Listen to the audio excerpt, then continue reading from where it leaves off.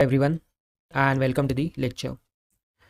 इस वाले लेक्चर में हम देखेंगे what are the distributive pronouns. Okay, distributive pronouns क्या होते हैं? उनमें आते हैं ईच, ईदर, नीदर, नन, इस सारे टाइप्स के प्रोनाउंस। तो वन बाय वन हम फंडामेंटल्स क्लियर करेंगे डिस्ट्रीब्यूटिव प्रोनाउंस। देखिए, एक हमारा ग्रुप है कुछ स्टूडेंट्स का, ओके, और उनमें से अगर हमें एक को पिक करना है, ठीक है, एक की बात करनी है, एक की बात करनी है, तो अगर ऐसी सिचुएशन है तो उस सिचुएशन को अगर हमें इंग्लिश लैंग्वेज में लिखना है तो उस टाइम पे हम डिस्ट्रीब्यूटिव प्रोनाउंस का यूज़ करेंगे। देखिए, नाम से ही हमें पता चल रहा है डिस्ट्रीब्यूट, ठीक है, डिस्ट्रीब्यूट इसका मतलब क्या? किसी चीज़ को बांटना। जैसे गवर्नमेंट के स्कीम्स होते हैं जो डिस्ट्रीब्यूट किए जाते हैं लोगों में, ठीक है, मासेस में, ठीक है, तो उनको बांटा जाता है। नाउ गवर्नमेंट का मोटिव क्या होता है इसके पीछे? अ, हर एक व्यक्ति तक, हर एक व्यक्ति तक वे जो चीज़ें, वे जो स्कीम्स ला रहे हैं उनका उनको मिले, हर एक व्यक्ति को मिले। इसी से हमें पता चलता है कि डिस्ट्रीब्यूटिव प्रोनाउंस जब भी हम यूज़ करेंगे तो बात किसकी होगी? एक एक व्यक्ति की, ठीक है, बात होगी एक एक व्यक्ति की। तो इसी लॉजिक के ऊपर हमारे जो डिस्ट्रीब्यूटिव प्रोनाउंस है वे बेस्ड है। अच्छा, तो डिस्ट्रीब्यूटिव केस प्रोनाउन हम यूज़ कर रहे हैं तो हमारा वर्ब सिंगुलर होगा कि प्लूरल होगा, और हमारा नाउन सिंगुलर होगा कि प्लूरल होगा, उसके आ, उसमें कन्फ्यूजन होता है। सो इसका लॉजिक अगर हम देखेंगे तो सिर्फ आपको एक चीज़ याद रखनी है, एक एक करके बात करना, ठीक है, एक एक करके बात करना।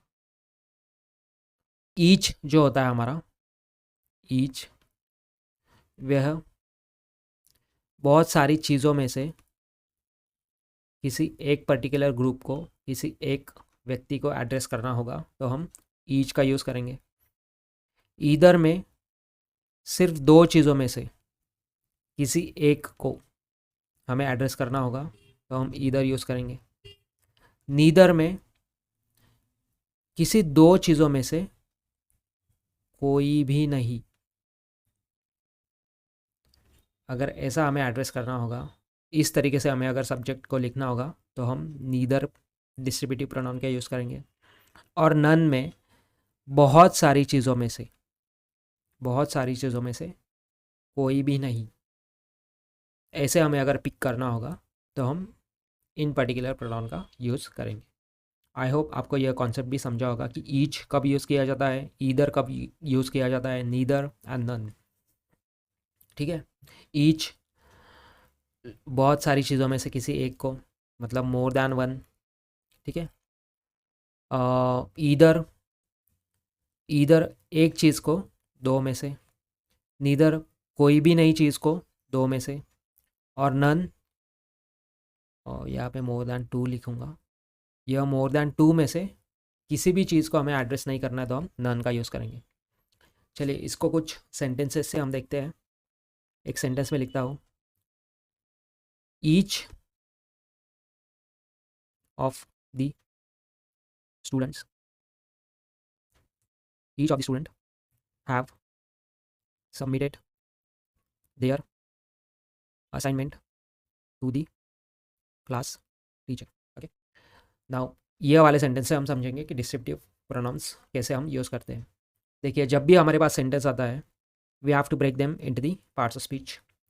पार्ट्स ऑफ स्पीच में ब्रेक करने से हमें पता चलता है कि ग्रामर का फंडामेंटल्स क्या यूज़ हुआ है, और उसके बेसिस पे we are able to correct the sentence, sentence को हम करेक्ट कर पाते हैं, ठीक है।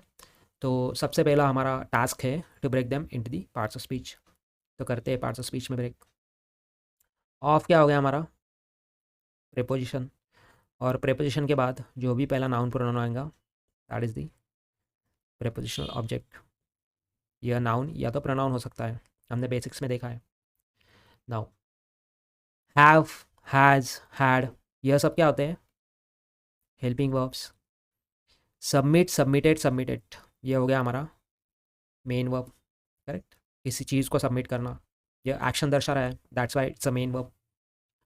नाउ सबमिटेड व्हाट, वर्ब को अगर हम व्हाट या whom का रिप्लाई पूछे, क्वेश्चन पूछे, तो उसका आंसर होता है हमारा ऑब्जेक्ट। ठीक है, ऑब्जेक्ट है मतलब नाउन या प्रोनाउन में से कोई होगा, इस वाले केस में नाउन है। अगेन टू क्या हो गया हमारा प्रीपोजिशन, और क्लास टीचर हो गई हमारी प्रीपोजिशनल ऑब्जेक्ट। ठीक, नाउ ऐसा कोई भी, हमने बेसिक्स में देखा है, ऐसा कोई भी सेंटेंस नहीं जिसमें वर्ब ना हो, और ऐसा कोई वर्ब नहीं जिसका सब्जेक्ट ना हो। सो सब्जेक्ट प्लस वर्ब, यह दोनों चीज़ें मैंडेटरी है। हमने इस वाले सेंटेंस में सब्जेक्ट देखा क्या? अभी तक नहीं देखा। सब्जेक्ट कौन बन सकते हैं? सिर्फ और सिर्फ नाउन या तो प्रोनाउन। तो कौन सा वर्ड हमारा बचा ब्रेक करने के लिए? Obviously this each. तो ईच एक डिस्ट्रीब्यूटिव प्रोनाउन है, एक एक करके बात करता है, that's why it's a subject. Subject है मतलब प्रोनाउन।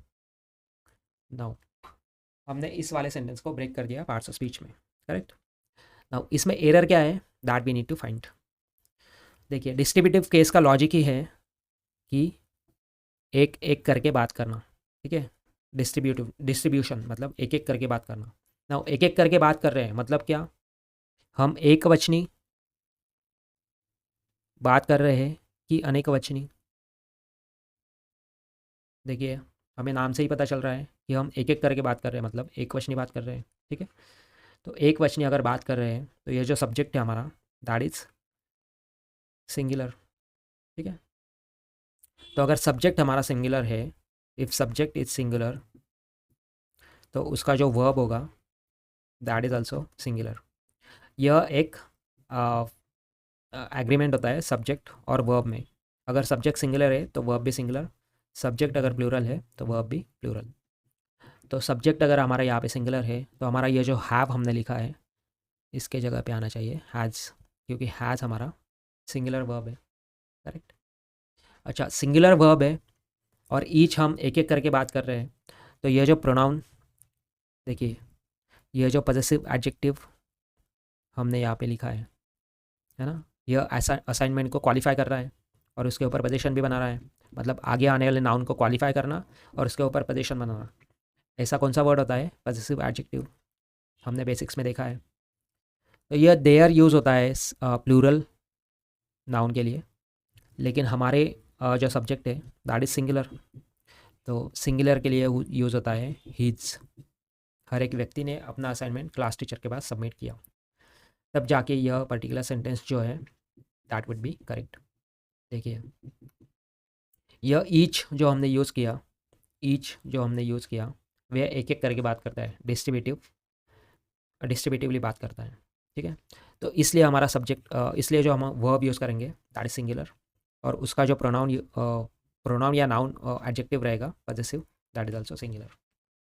नाउ देखिए इस पर्टिकुलर सेंटेंस का मीनिंग क्या निकलता है। देखिए ग्रामर करेक्ट करना इट्स नॉट अवर मोटिव। हमारा मोटिव क्या है? Our sentence should be meaningfully correct. अपना जो सेंटेंस हम यूज़ कर रहे हैं वह मीनिंगफुली भी करेक्ट होना चाहिए, ठीक है। तो इसका लॉजिक में और थोड़ा सा अंडरस्टैंडिंग में आपकी बढ़ाने की कोशिश करता हूँ। देखिए हमने ये जो ऑफ यूज़ किया, तो ऑफ हम इसलिए यूज़ करते हैं डिस्ट्रीब्यूटिव प्रोनाउंस में या इन वाले सेंटेंस में, ताकि हम जो आगे आने वाला ग्रुप है उनको बना पाए, ठीक है। इस वाले सेंटेंस में ऑफ अगर हम देखेंगे तो ऑफ स्टूडेंट्स, तो ये यहाँ पे स्टूडेंट्स होना चाहिए, ये अभी प्लूरल होना चाहिए। मतलब सारे ग्रुप को हम एड्रेस कर रहे हैं स्टूडेंट्स के, मतलब जिनमें लड़कियाँ भी होंगी लड़के भी होंगे, पूरे ग्रुप में सपोज देर आर 90 स्टूडेंट्स, तो 90 स्टूडेंट्स को एड्रेस करने के लिए हमें उसको भी प्लूरल में रखना पड़ेगा, करेक्ट। तो ऑफ प्रीपोजिशन के बाद जो भी या नाउन या प्रोनाउन आएगा डिस्ट्रीब्यूटिव सेंटेंसेस में, तो वह नाउन या प्रोनाउन होगा हमारा प्लूरल केस में, प्लूरल। और फिर उस ग्रुप में से हम एक एक को डिस्ट्रीब्यूटिवली एड्रेस कर रहे हैं, ठीक है। इस वाले ग्रुप में से एक एक को डिस्ट्रीब्यूटिवली एड्रेस कर रहे हैं, this is the only logic. तो एक एक को एड्रेस कर रहे हैं इसलिए हम डिस्ट्रीब्यूटिव प्रोनाउन यूज़ किए, एंड डिस्ट्रीब्यूटिव प्रोनाउन यूज़ किया, दैट्स वाई इसका जो वर्ब आएगा वह सिंगुलर होगा, और इसका जो पॉजेसिव एडजेक्टिव या पॉजेसिव प्रोनाउन होगा दैट इज आल्सो सिंगुलर। तो इस पर्टिकुलर सेंटेंस का मतलब निकलता है हर एक स्टूडेंट ने मतलब पूरे क्लास में से अपना खुद का जो असाइनमेंट है वह क्लास टीचर के पास सबमिट किया। तो इसमें हमने क्या देखा, ये जो ईच यूज़ हुआ वह डिस्ट्रीब्यूटिवली यूज़ हुआ, तो वो एक एक करके बात करने लगा, एक एक करके बात कर रहा है, that's why subject verb agreement के हिसाब से हमारा वर्ब सिंगुलर आएगा, और उसी वर्ब को एड्रेस करने के लिए जो भी नाउन जो भी प्रोनाउन या एडजेक्टिव हम यूज़ करेंगे वह भी सिंगुलर होगा। आई होप आपको यह चीज़ समझी होगी। और एक सेंटेंस से देखते हैं। देखिए, ईदर, देखिए मैं लिखता हूँ, either of the roads road go to Delhi, but I do not know which one. ठीक है, तो इस वाले सेंटेंस को हम ब्रेक करते हैं अगेन पार्ट्स ऑफ स्पीच में और एरर फाइंड आउट करने की कोशिश करते हैं। ऑफ हो गया हमारा प्रीपोजिशन, ऑफ के बाद पहला नाउन या प्रोनाउन, प्रीपोजिशनल ऑब्जेक्ट। ठीक है, गो हो गया हमारा main verb, go went gone ये सब मेन वर्ब होते हैं। To again preposition and Delhi उसका ऑब्जेक्ट। देखिए बट यहाँ पे क्या है, एक कंजंक्शन के रूप में यूज हो रहा है। ठीक है, क्यों? क्योंकि हमें दो सेंटेंस को ज्वाइन करना है। दिस सेंटेंस नंबर यहाँ से लेके यहाँ तक sentence number 1 from either to Delhi, और आई से लेके 1 तक सेंटेंस नंबर 2। ठीक है, क्यों सेंटेंस नंबर 1 एंड 2? क्योंकि दोनों का अपना खुद का एक मेन वर्ब है, दिस गो के रूप में और नो के रूप में। right? तो दो मेन वर्ब आ गए, मतलब दो सेंटेंस, और दो सेंटेंस को ज्वाइन करने के लिए हमें चाहिए conjunction. Again this I is subject, do is the main verb, sorry helping verb, do does did ये सब हेल्पिंग वर्ब होते हैं। नॉट आई हमारा एडवर्ब ऑफ नेगेशन, मतलब सेंटेंस को पॉजिटिव टू नेगेटिव में कन्वर्ट करने के लिए adverb negation. Know knew known यह सब main verb number 2। Know what, मुझे वह वाला रास्ता नहीं पता, उसको हम वन से एड्रेस कर रहे हैं, मतलब यह प्रोनाउन, यह एक ऑब्जेक्ट है, व्हाट या बूम के रिप्लाई उसके ऑब्जेक्ट होते हैं, और विच यह वन को क्वालिफाई कर रहा है, that's why it's an adjective. Now यह ईदर क्या है, हमारा सेंटेंस का मतलब मीनिंग क्या है। देखिए, ग्रामर करेक्ट करने से हमें हमारा मोटिव नहीं है, our motive is to correct sentence meaningfully to. ठीक है, तो इसका मतलब है इस वाले पर्टिकुलर सेंटेंस का, either of the road goes to Delhi but I don't know which one, मतलब दोनों रास्ते में से कोई तो एक रास्ता दिल्ली जाता है बट मुझे पता नहीं है वह कौन सा है। ठीक है, तो ईदर हम यूज़ करते हैं किसी दो में से, देखिए यहाँ पे मैंने लिखा है ना, किसी दो चीज़ों में से एक को एड्रेस करना है हमें। ठीक, किसी दो चीज़ों में से एक को एड्रेस करना है, मतलब यह ऑफ प्रीपोजिशन लगा के हमें आगे जो नाउन या प्रोनाउन यूज़ करेंगे उनको हमें प्लूरल रखना होगा, है ना, क्योंकि हमें दो रास्तों में से एक रास्ते को बताना है, ऐसा भाव दर्शाना है। तो ये जो रोड हमने लिखा है वह हमने सिंगुलर में लिखा है, एस ऑब्लिक ई एस लगा के हम उसको प्लूरल करेंगे। तो रोड, एक पहले रोड था मतलब that is the singular road, लेकिन रोड्स लिखा मतलब वे दो हो जाएंगे। तो ऑफ प्रीपोजिशन का यूज़ करके हमने आगे एक ग्रुप बनाया। ठीक है, दो दो चीज़ों का। ना उन दो चीज़ों में से किसी एक को मुझे एड्रेस करना है, तो मैंने क्या लिखा, डिस्ट्रीब्यूटिव प्रोनाउन। तो ये हो गया हमारा subject which is pronoun and that to distributive pronoun. Now इन दोनों में से, मतलब यह दो रोड में से कोई एक रोड, तो अगर हमारा सब्जेक्ट सिंगुलर है तो हमारा वर्ब जो होगा दैट इज़ आल्सो सिंगुलर। तो देखिए क्या होता है, नाउन को अगर एस ऑब्लिक ई एस लगाते हैं तो वह प्लूरल होता है, लेकिन वर्ब को एस ऑब्लिक ई एस लगाते हैं तो वह सिंगुलर होता है। इस चीज़ को आपको ध्यान में रखना है। ठीक है, तो यहाँ पे ये जो वर्ब मैंने लिखा है वह without S oblique E S है, तो हमें एस ऑब्लिक ई एस लगाना पड़ेगा। तो इसको करेक्ट करने के लिए मुझे गोज लिखना पड़ेगा, either of the roads goes to Delhi but I don't know which one. ठीक है, this is the correct sentence. Correction क्या किया हमने, अकॉर्डिंग टू हमारा सब्जेक्ट जो सिंगुलर है उसके बिहाफ पे, मतलब उसके बेसिस पे हमने सिंगुलर वर्ब यूज़ किया। ठीक है, according to subject verb agreement. So this is all about distributive cases pronouns. I hope आपको यह चीज़ समझी होगी। बेसिक अगर हम क्लैरिफाई करें, रिवाइज करें, तो डिस्ट्रीब्यूटिव केसेस प्रोनाउंस यूज़ होते हैं किसी ग्रुप में से हम लोगों को एक पर्टिकुलर चीज़ को एड्रेस करने के लिए।